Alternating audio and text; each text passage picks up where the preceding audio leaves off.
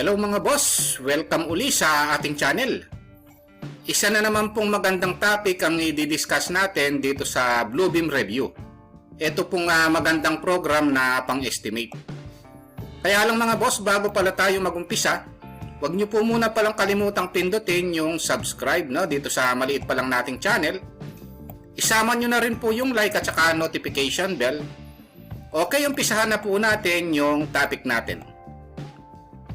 Ang una nating pag-uusapan mga boss ay itong tinatawag na legend, So ang unang gagawin natin, pupunta muna tayo dito sa edit tapos sa select all. I-select muna natin lahat ng ginawa natin dito kung gusto nating makita sa legend. Tapos punta tayo dito sa markups nasa baba. Pagkatapos i-right click lang natin, meron dito legend tapos create new legend. So ito na siya mga boss. Ito yan, So, kung napapansin nyo, kulang yung column niya. So, i-off ko lang muna ito. Gusto nating palitan ng color, ng letter. So, ito siya, nagbago, Gusto nating palitan ng type ng letter, kung anong klaseng letter yan. Halimbawa, Gothic, Tapos, yung columns. Tapos, edit columns. Gusto nating maglagay ng columns dito. Halimbawa, maglalagay ako ng length, width, height, area. Then okay. So, ito mga boss, lumabas, length, width, height, area. Ayan, So, palitan ko lang yung color ng letter, para madaling makita. So, ito yung mga boss, lumabas na yung mga columns, Tapos, pwede nating lagyan ng cell, So, pwede nating i-font, i-bold, Tapos, lagyan natin ng outline. So, ito na yung legend, mga boss, Okay, umpisa natin yung topic natin, mga boss, sa paglagay ng stamp, halimbawa, dito, maglalagay tayo ng stamp. Nandito yan sa tools, tapos stamp. Tapos tingnan lang po natin dito kung ano yung pwede nating ilagay. Halimbawa, etong approve, Tapos click lang natin. So, eto po 'yon, ngayon pwede nating i-resize 'yan, Yung stamp na 'yan, pwede nating i-move. Ito yung mga 'yan, So, nandito 'yan sa tools tapos stamp. Hanapin niyo lang po rito kung ano yung gusto niyo ilagay. Halimbawa, revise, Tapos click nyo lang. Ito yon. Ayan, pati yung time, yung date, pinakita niya. So, pwede nyong i-scale gaya ng ginawa ko kanina, I-drag nyo lang itong nasa corner na ito. Ayan po yung tools tapos stamp, So, hindi na kayo kailangang mag-type pa rito. So, meron pong available, Okay, punta po tayo sa susunod na topic naman. Kasi nag-estimate tayo, kailangan natin maglagay ng column. Nandito yan sa markups. Tapos dito sa markup list, click nyo lang ito. Then makita nyo yung mga columns. Yung mga columns na yan mga boss, ito yun. Halimbawa, subject columns, area columns, measurement columns, at iba pa. So makikita nyo yan dito. Pwede nyong i-on and off. Yung mga yan. Yung mga naka-check na yan, ito yung naka-on. Ngayon, kung gusto nyo i-on pa yung iba, halimbawa yung length, ito yung length mga boss, lumabas, katabi ng area, Tapos yung wall area, tapos yung width, height, so ito yon, So makikita nyo rito, madaling maglagay ng mga columns dito, Dito lang yan sa markup list and then column. Kung gusto nyo namang itago mga boss, i-off nyo lang, uncheck nyo lang. Ito yon, nawawala naman siya, So, ganun lang kadali mga boss yung paglagay-lagay ng mga column dito dahil kailangan natin kung mag-e-estimate tayo, para meron tayong guide. Pag-usapan naman natin ngayon mga boss itong viewing commands, dito sa Bluebeam Estimate Program, para mapabilis yung pag-estimate natin ng mga volume, area, at iba pa, Ngayon dito, kung napapansin nyo na igagalaw-galaw ko itong view natin, no? So dito lang sa mouse ito yung roller, no? Pag roll up and down lang dito sa roller, zoom in, zoom out yan, no? Ngayon pag pinrest ko naman yung roller dito sa mouse, nagiging pan siya. So nagagalaw natin yung drawing area natin o yung plan area natin, no? Kaya importante yung kabisado natin yung paggalaw-galaw, no, ng plano natin, no? Ngayon dito meron tayong ibang view na importante rin na nandito yan sa view menu. Tapos dito meron tayong nakikitang dimmer, no? So naka-dim siya ng 100%. Gaya ng nakikita natin, kung gusto nating medyo malabo siya, no? Hindi siya ganun kalinaw, o subukan natin itong 50%. So ito 'yon, no? Medyo malabo siya kumpara sa dati. Minsan kasi kailangan nating palabuin ng konti, no? Ngayon kung gusto nating ibalik sa dati, dito lang 'yan sa view, tapos dimmer, o ibalik natin sa 100%. Ito 'yon, no? Ngayon dito meron tayong dapat i-adjust, lalo na kung galing siya sa AutoCAD at may mga layer, may mga line weight.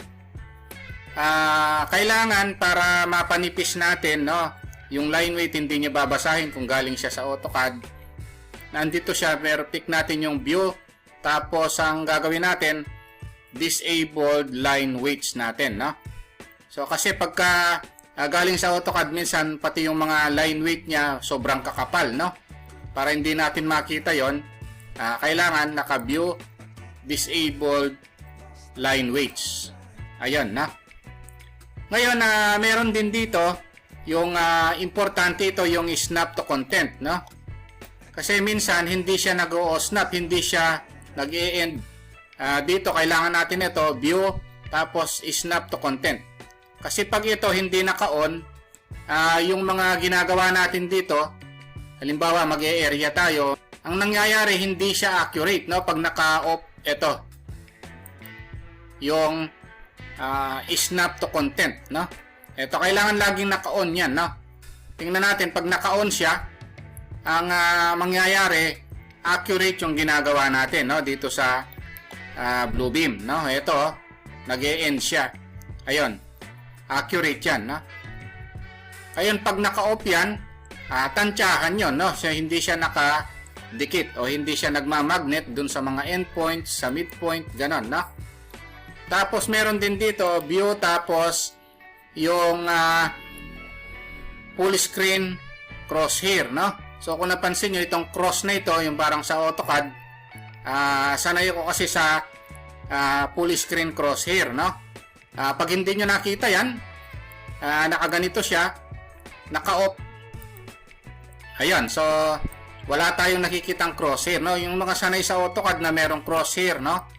Ako sanay din ako naka-crosshair siya. Ang ginagawa ko, view tapos full screen crosshair, no? Importante kasi itong crosshair na ito, lalo na pag gagawa tayo ng mga elevations, no, sa AutoCAD, no? Ako nasanay na ako dito kahit na dito sa Bluebeam, no?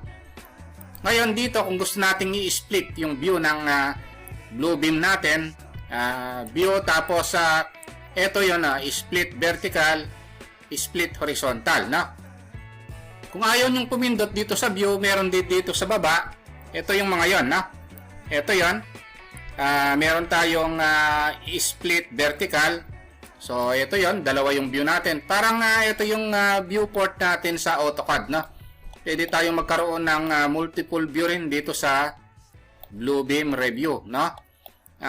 Pwede rin yung in-split ko na, tapos i-split ko pa.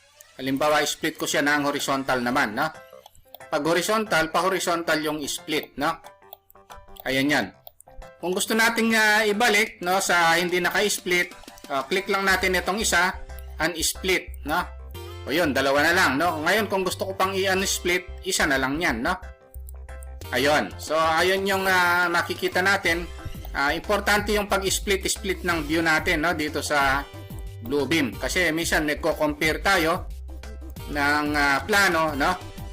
Tapos ngayon, kung gusto nating mabilisan, mabu-view natin, makikita natin lahat yung buong plano.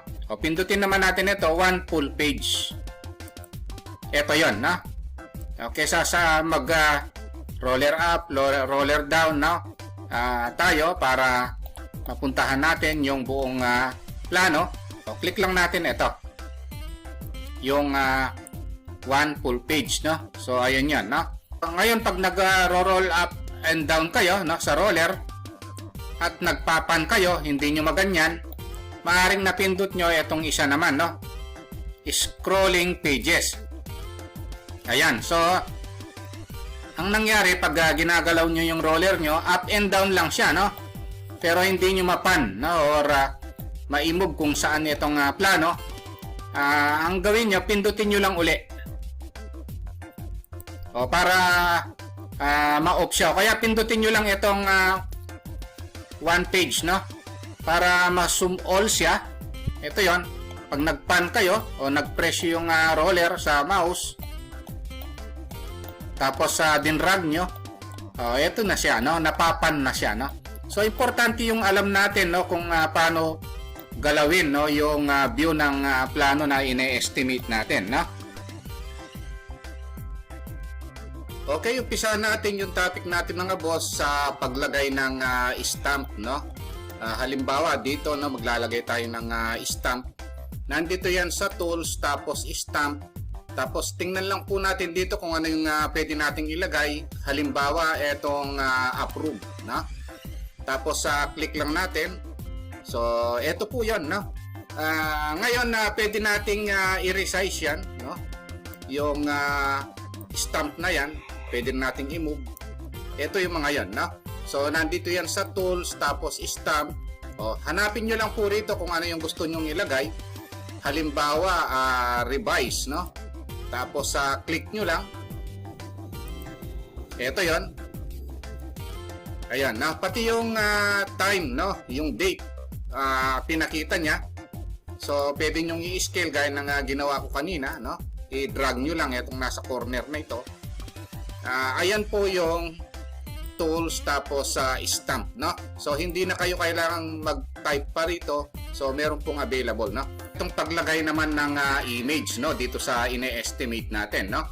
Nandito 'yan sa tools naman, then markups naman, no? Ito yung image, then from file, hanap lang tayo ng image, no, kung saang folder. Halimbawa mga boss, ito 'yon. Then okay. O tapos ibabox ko lang dito. Ito yung image, no? Kaya madaling maglagay din ng image dito sa Bluebeam, no? Nandito yan sa tools, markup, then hanapin lang natin yung image, no? Then hanapin natin from profile. So, ito yon, no? Okay, ayun lang mga boss, no? Kung nagustuhan nyo itong video natin, huwag nyo po sanang kalimutang pindutin muna pala, no, yung subscribe dito sa maliit pa lang nating channel. Isama nyo na rin po yung like at saka notification bell. Thank you very much at God bless po.